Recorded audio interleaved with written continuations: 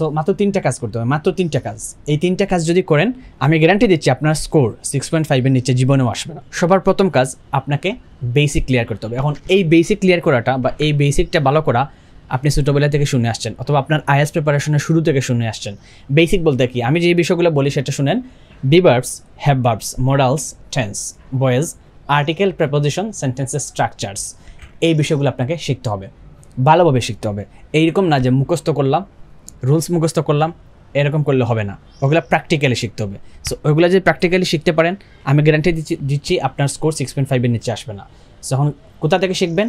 আমি বলবো দুটি বই, একটা হচ্ছে essential grammar in use, number 2 আপনাকে যেই বইটা নিতে হবে সেটা হচ্ছে যে কোনো একটা গ্রামার বই, সেটা ক্লাস 6, 7, 8-এর কমিউনিকেটিভ ইংলিশ গ্রামার এরকম একটা বই ছিল না 7, 8 ওরকম একটা বই নেবেন, আর এসেনশিয়াল গ্রামার বই নেবেন।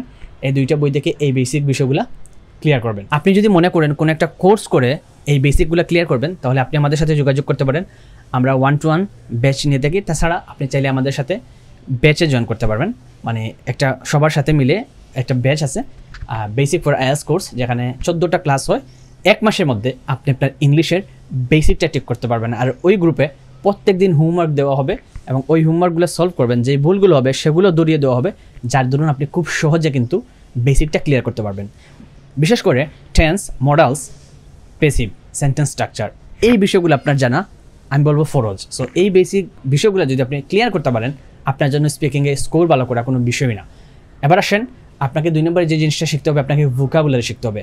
আমরা অনেকে 3-4 হাজার ভোকাবুলারি অলরেডি জানি, কারণ হচ্ছে ক্লাস 1 থেকে নিয়ে আমরা অনার্স পর্যন্ত অথবা ইন্টার পর্যন্ত আমরা কী করছি, ইংলিশ পড়ছি, মোটামুটি ভোকাবুলারি জানি। তবে আইএলটিএসের জন্য টপিক স্পেসিফিক ভোকাবুলারি জানাটা আমাদের খুবই গুরুত্বপূর্ণ। তাছাড়া ধরেন আমরা ভোকাবুলারি অনেকে জানি, যেমন ইম্পর্ট্যান্ট, এটার আবার আরেকটা ওয়ার্ড হতে পারে সিগনিফিকেন্ট, অব্লিগেটরি, ক্রুশাল।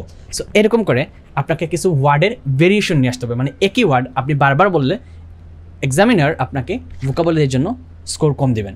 সো আপনাকে টপিক স্পেসিফিক, মানে বিভিন্ন টপিক, ধরেন আপনাকে ফুড রিলেটেড কোয়েশ্চেন করলো, আপনি একবার বললেন ডেলিশিয়াস, আরেকবার বললেন ডিলেক্টেবল। সো এরকম করে আপনাকে ভেরিয়েশন নিয়ে আসতে হবে টপিক ওয়াইজ।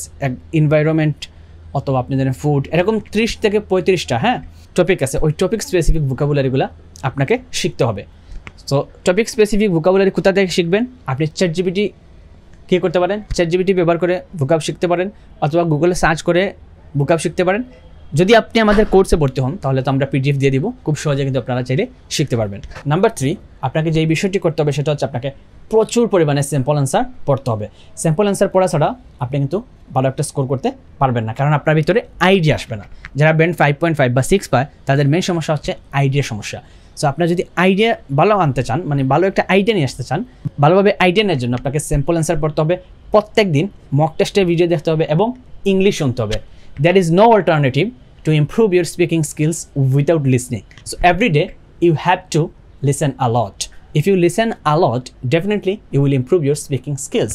So 3 নম্বরের বিষয়টা হচ্ছে আপনি প্রত্যেক দিন লিসনিং শুনবেন, স্যাম্পল অ্যান্সার পড়বেন এবং আপনি কী করবেন, মক টেস্টের ভিডিও দেখবেন। এই বিষয়গুলো যদি একসাথে করতে পারেন, প্রত্যেক দিন আমি বলবো সকালে 1 ঘন্টা, বিকালে 1 ঘন্টা বা রাতে 1 ঘন্টা, 2 ঘন্টা করে প্র্যাকটিস করেন, 30 থেকে 35 দিনের মধ্যে আপনি কিন্তু ব্যান্ড 6.5 স্কোর করতে পারবেন।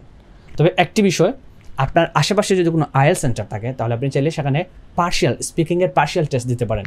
সেক্ষেত্রে এক্সামিনার আপনার ভুলগুলো ধরে দিবেন, যিনি আপনার পার্শিয়াল টেস্ট নেবেন উনি আপনার যদি ভুলগুলো ভালোভাবে ধরে দেন এবং ফিডব্যাক দেন, আর সেগুলো যদি আপনি পরবর্তীতে দূর করতে পারেন তবেই আপনার ইমপ্রুভ হবে।